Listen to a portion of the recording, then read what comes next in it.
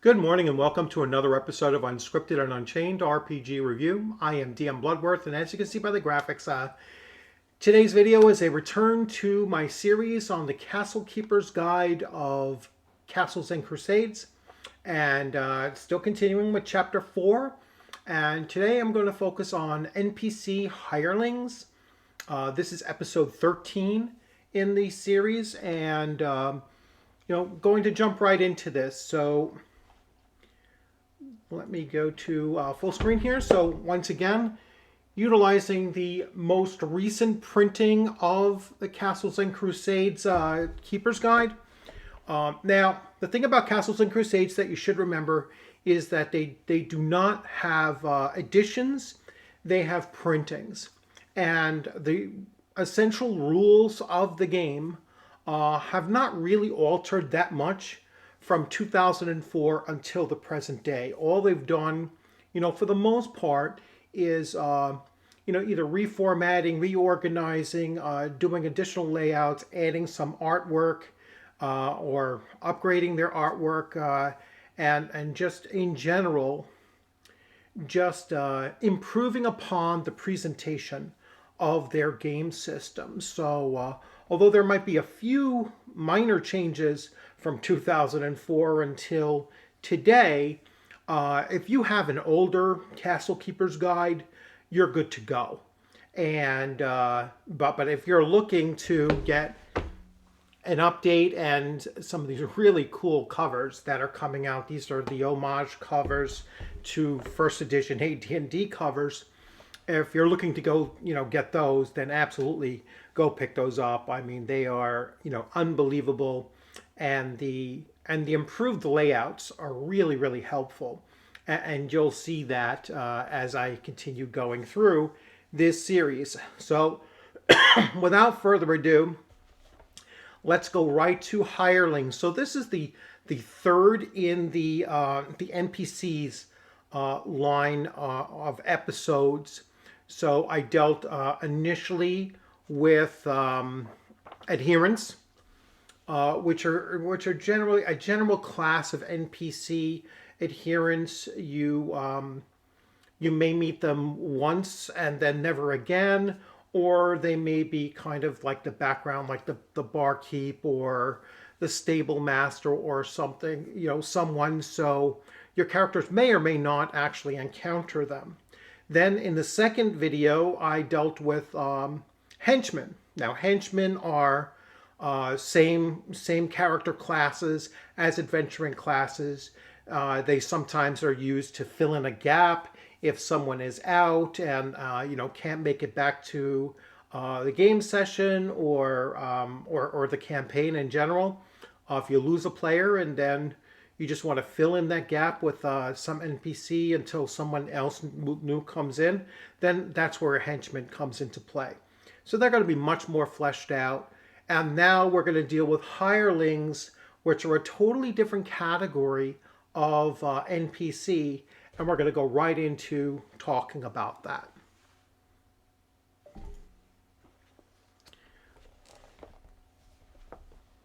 Again, unfortunately, I don't have PDF, of this, and so we have to just use the pages.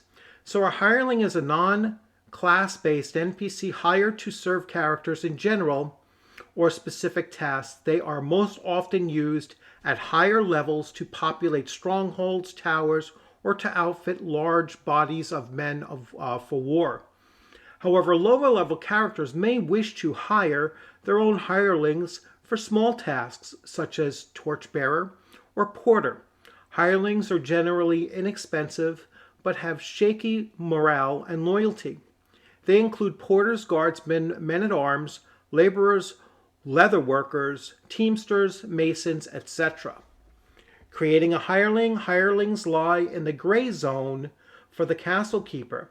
It is very possible that hirelings will play a continuous role in the game of CNC. Characters may go back to the same hirelings time and time again, whether they need to serve as a guard or craft their armor. The castle keeper normally details the hireling as needed, expanding on them after play. In many respects, the material presented for adherents applies to hirelings. So the whole idea of how easy it is to find a hireling, a very specific hireling, you're going to use that same chart that we used earlier on. I'll jump back to it, 4-1. So here is 4-1, and it's not basically a percentile of finding them. What it is it's a challenge base. And so you would roll the challenge base to see if they're in a particular area, and then it is modified by the size of the location that you're looking for them. So here the challenge base for an acrobat, let's say, is a 12, but in a large city, that is going to be modified to be a much lower target number than you need. So they'll be much easier to find in small places, large places, and much more difficult to find in larger. All right, so getting back to creating hirelings, so you have hirelings, you have men-at-arms and guardsmen. They are fighters in particular. Their primes is a physical prime, and that is for their saving throws. Their HD is a D8, so they use a D8 for their hit die, number of hit points per hit die, and weapons, they have up to 3 weapons. Scouts and archers are also prime as P. Their primes are physical-based primes. Their hit die is only a 6, a D6 is used, and weapons, they have 2 types of weapons, and so on and so forth. You get a surgeon who is either a fighter or a cleric. Their primes are their physical attributes, and their HD is only a 4, a D4. And weapons, they may have the use of 1 weapon, and so on. So when we go to developing hirelings, they don't need as much fleshing out as needed, as either a certainly not as much as a henchman does, and potentially not even as much as a regular adherent, which you might go and speak to, let's say, the barkeeper in your favorite bar in your home village or home city. Then that adherent is going to be much, much more fleshed out than potentially here. Here you might be just hiring somebody to decipher a language that you don't speak. And so you're going to hire that person to read through the materials, and then once they're done, you may go off and never need to speak to them again. So they don't need that much detail to be built into them. Locating hirelings, I already discussed that. It's the same as adherents. So hiring, as noted above, hirelings reside in most locations. Hiring them is simply a matter of locating them and then offering them the proper payment and terms. And here we have a general chart on what those payments tend to be. So a man-at-arms or a guardsman is 5 gold pieces a month. Let's go with our sage and astrologer is 50 gold pieces a month. So they're a lot. All right. And the reason why is the example is that they can give you guidance. They can, read the stars and do that kind of thing to give your player party a little hints as to where they need to go next, or what did the stars read. So a really cool role-playing plot to use, and an adventure plot as well, because it could give them plot points or hooks. I know some people don't like the term plot points, so I'll just say adventure hooks can come from those kind of hirelings, or any of these in particular, right? So they detail them here. Retaining hirelings' loyalty works very much the same as before. The effective payment on the hirelings' loyalty. So there's a challenge level. Standard is startup. If you give them 1/2 of what they're supposed to be, the challenge level is going to be +5. make it that much harder. So instead of a 12, it's going to be a 17 just to retain their loyalty. But if you give them standard plus 1/2, then you're going to minus that. Instead of having a 12, you're only going to need you're only going to need a 10.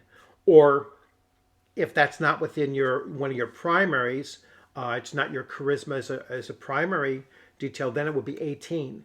All right, and then minus or plus these things. All right, conditions and supplies. So again, if you give them really good conditions and really good, supplies that they need, then you can further impact their loyalty base. And then rating and effect. All right, so what is what's the check and how well is the check achieved? And then what does it do?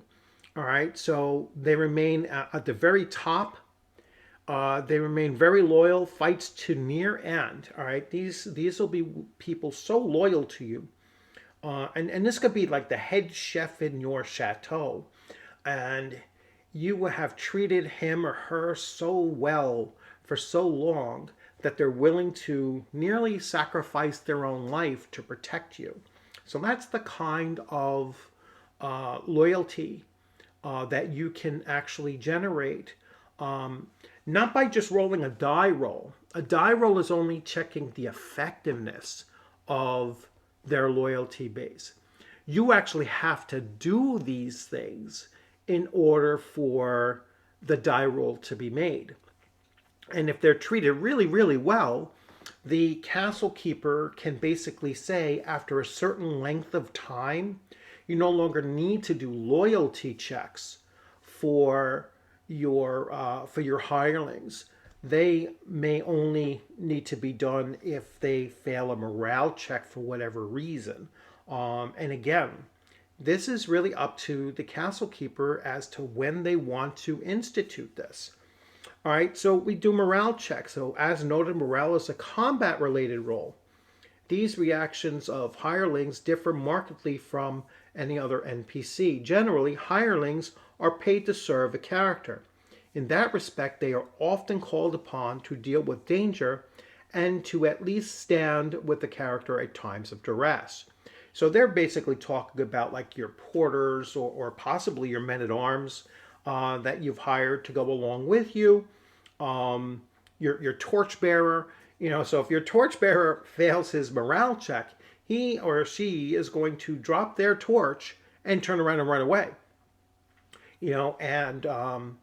And then you'll see how the situation changes there, and whether or not the loyalty will still be maintained at that point. But when morale breaks, that person's running.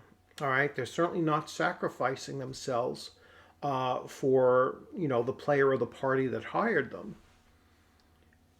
And we go on and we go into morale rolls and reactions and what the actual effects of those are. All right, so again, now these are morale and loyalty are mechanics that we have seen in tabletop role playing before. There's not that much of a difference between the charts themselves and other game systems, particularly with Advanced Dungeons & Dragons First Edition, and I'm assuming that they're probably the same with D&D 5e, but we will take a look at that in a future video to do a comparison. But so these particular charts are pretty stock standard.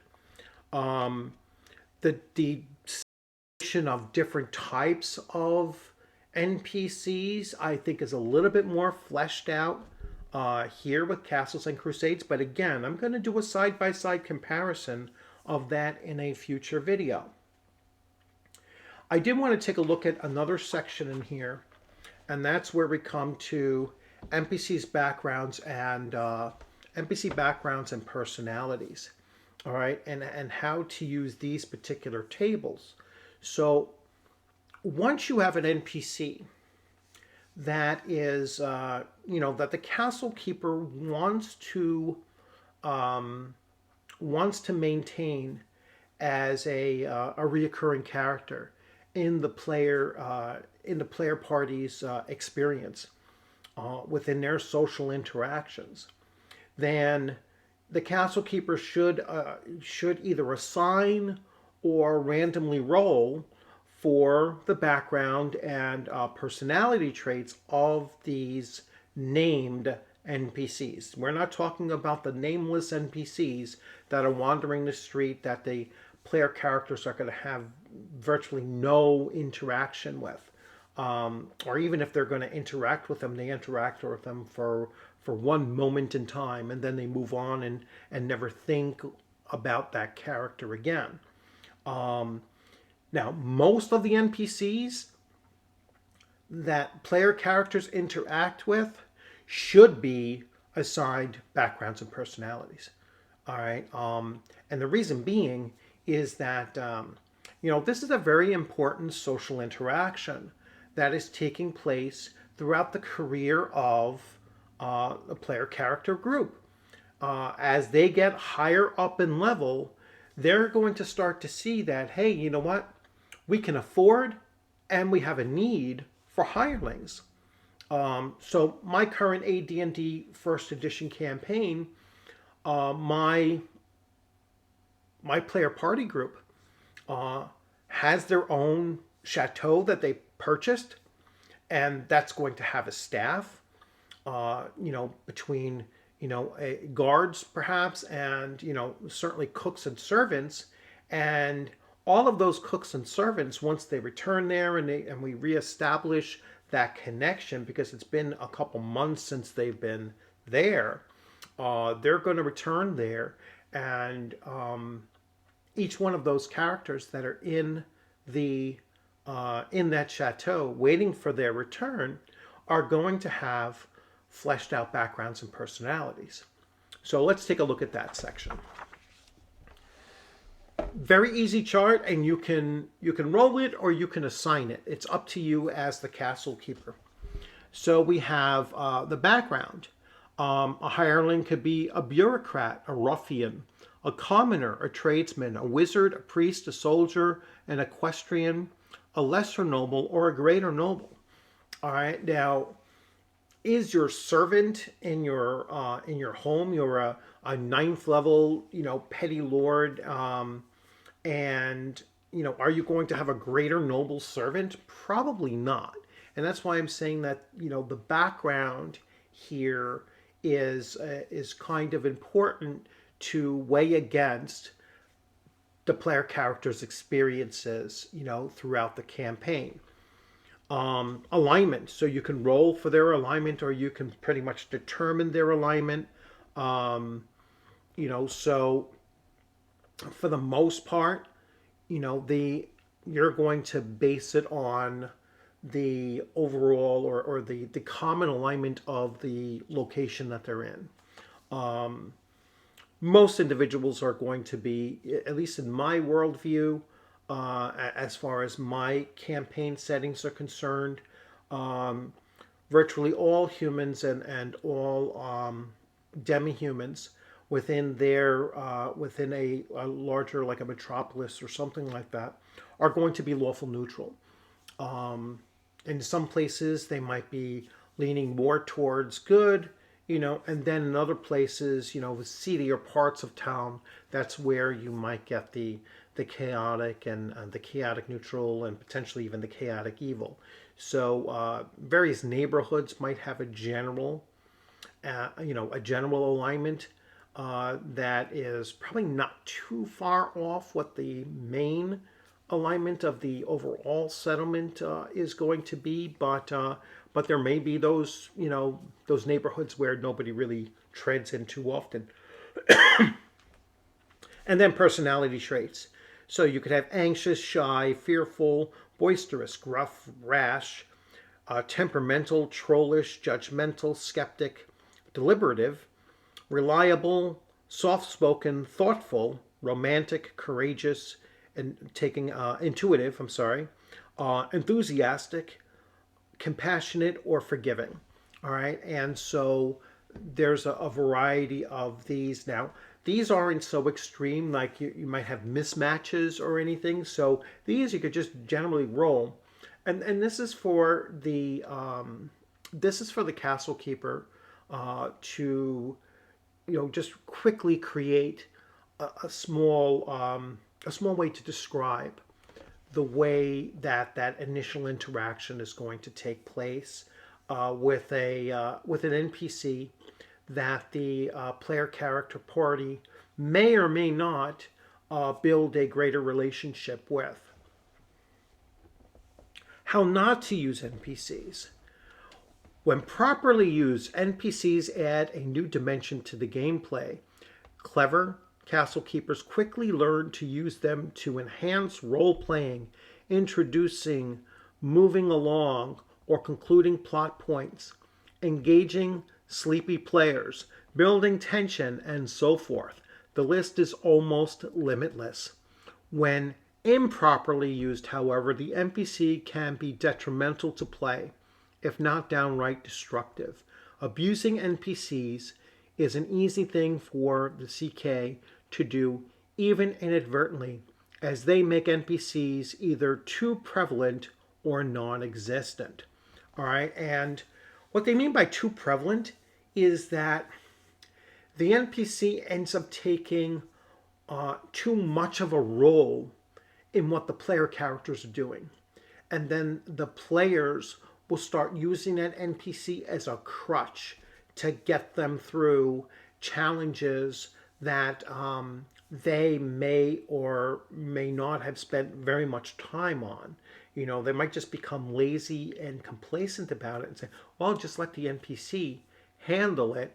And now the castle keeper is the one making those decisions instead of the player characters actually trying to do those things on their own. So that's what prevalent means, is that, and they actually describe it. Making NPCs too prevalent is the most destructive thing a CK can do to their game.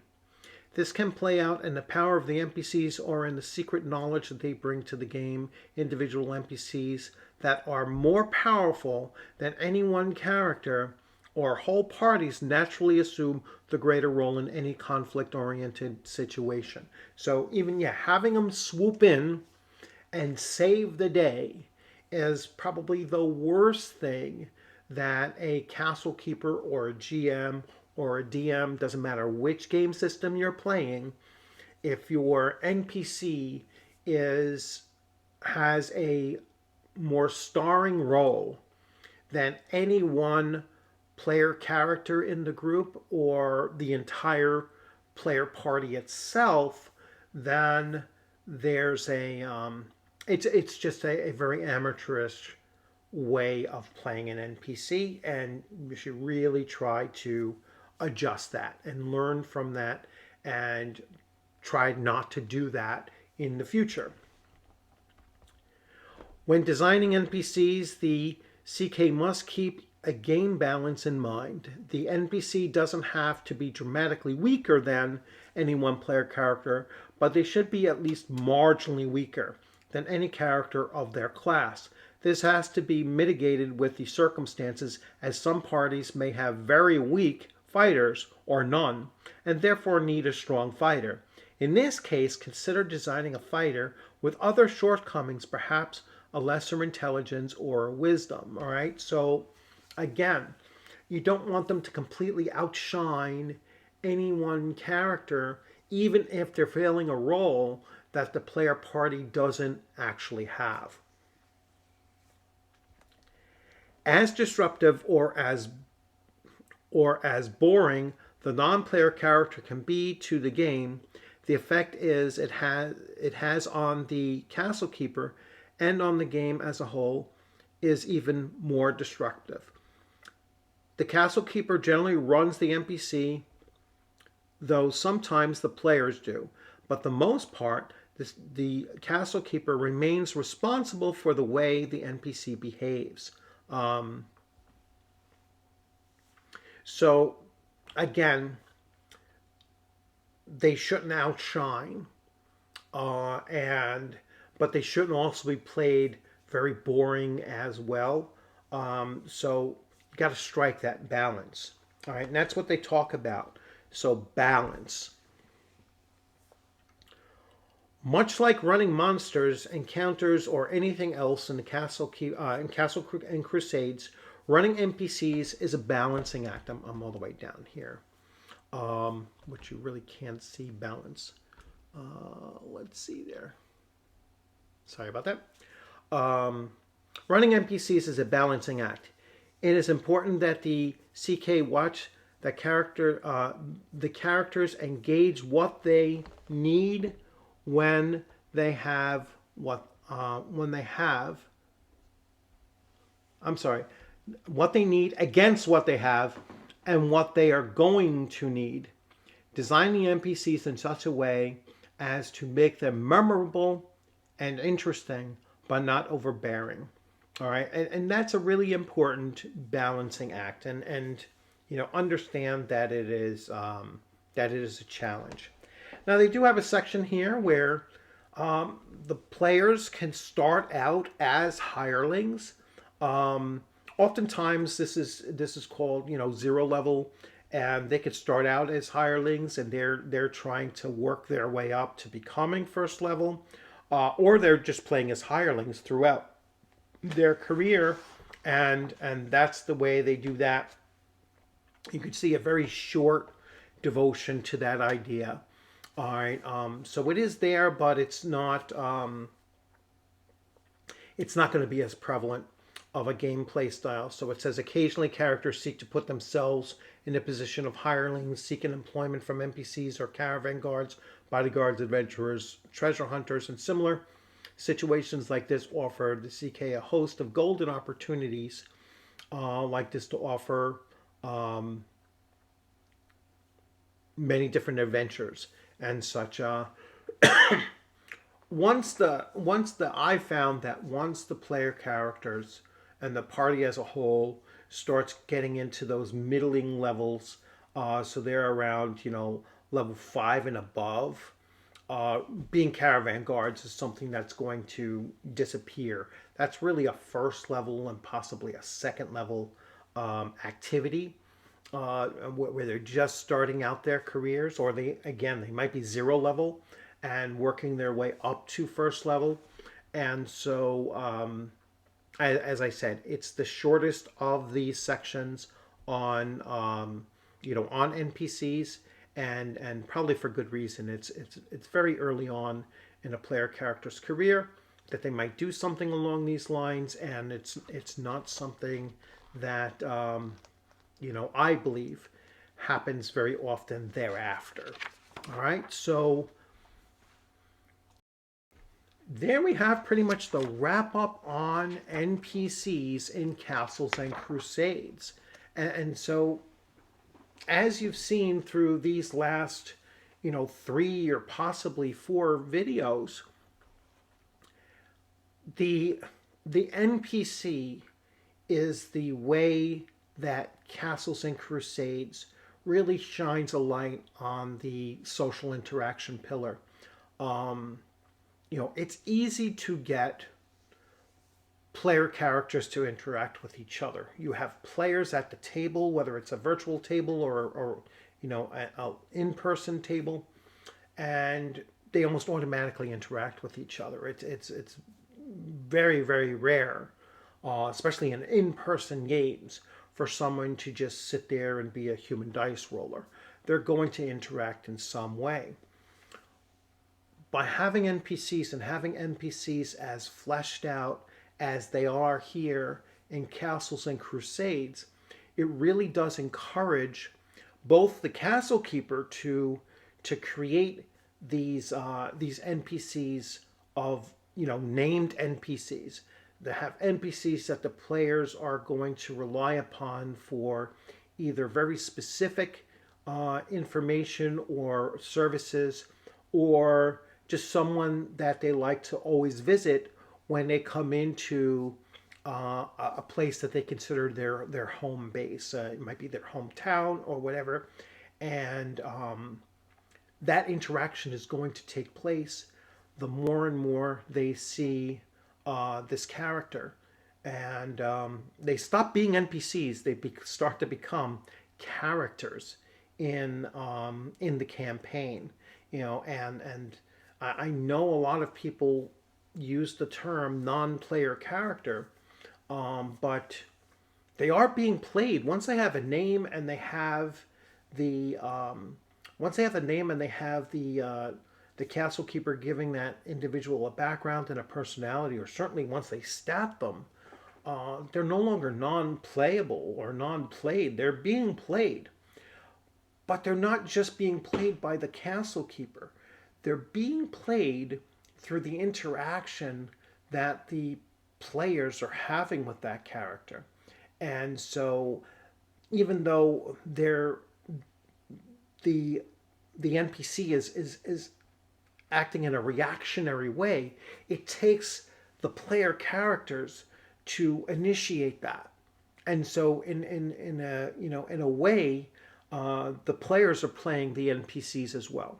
They're certainly altering the way that they're going to interact, just based on what they're doing or what they're saying, how they're treating that NPC character.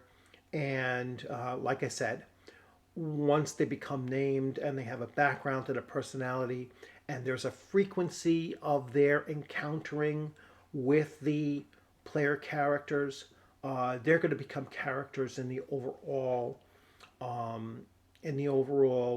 campaign, for the players, for the castle keeper, and everybody at the table is going to start caring about those particular characters. All right, and those particular characters then become something that that you could start using as a castle keeper, as a DM, as a game master, where you could start using them for purposes of generating adventures, or just generating story directions, and helping the players out in guiding them in various directions that they might not have thought of on their own, or didn't think of on their own. But it's some place where you want to at least give them options of looking into these various things. Some of these characters might be so fleshed out that when the players arrive in that town where they know this person is, they might even say, just on the spur of the moment, hey, let's see what Tristan, the tailor, is doing.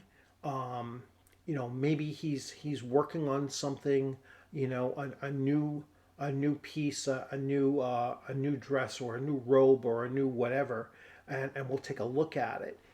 So that is something that I think is really important for a castle keeper to develop, is that that kind of interaction that will be ongoing and important, in maybe not necessarily in the adventure that the players are currently involved with, but important in that when the adventurers arrive there, that's somebody that they definitely want to touch bases with and see how everything is going. So that's a social interaction pillar, and this is going to wrap up my look at exclusively the Castle Keeper's Guide and how it handles various types of NPCs in Castles and Crusades.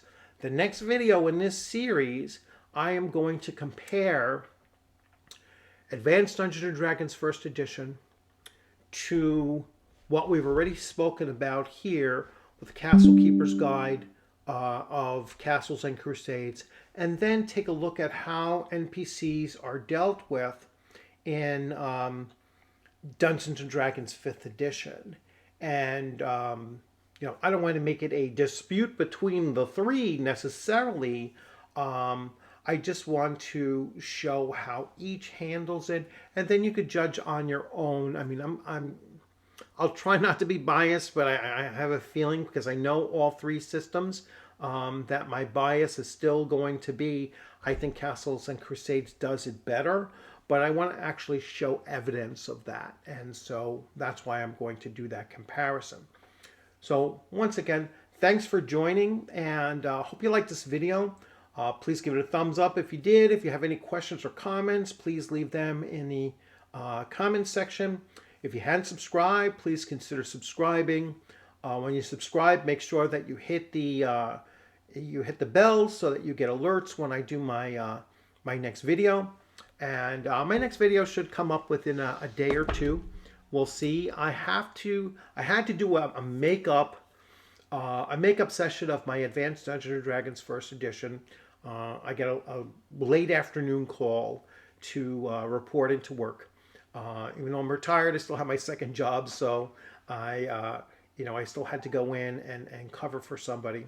And so it pushed our game off to, I believe, Friday night. So I won't have any kind of an update on that. I did complete our second session of our Castles and Crusades campaign yesterday, and we are in the need of at least one other player. So and hopefully a fighter type, but doesn't necessarily have to be. But if you're looking for Castles and Crusades, to try the game out for the first time, or just to play in one of my groups, excuse me. We play on Tuesdays from 11:30 a.m. Eastern Time to about 2 o'clock p.m. Eastern Time. So from 11:30 to 2. So what is that? That's 2.5 hours. So fairly short sessions, and and I build adventures around that kind of a time slot. So it is a fairly short session. It is during the daytime hours, so I know that a lot of people work or whatever. But hey, if you're a retiree such as myself, or you're in a totally different time zone, we do have one player in Belgium, so it's the early evening, if not, yeah, it's about early evening for him. So yeah, if you're anywhere in the world, and that's a great time frame for you, and obviously you can communicate in English, then you're certainly welcome to join as well. So we do need one more character, one more player in the group that is that's going to be reliable, and we can pick up with session 3 with you having joined along.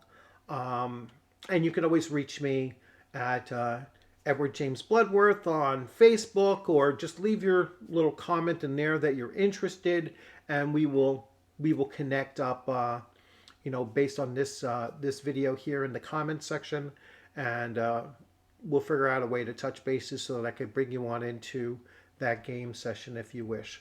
So again, thanks for joining. Have a great afternoon and take care.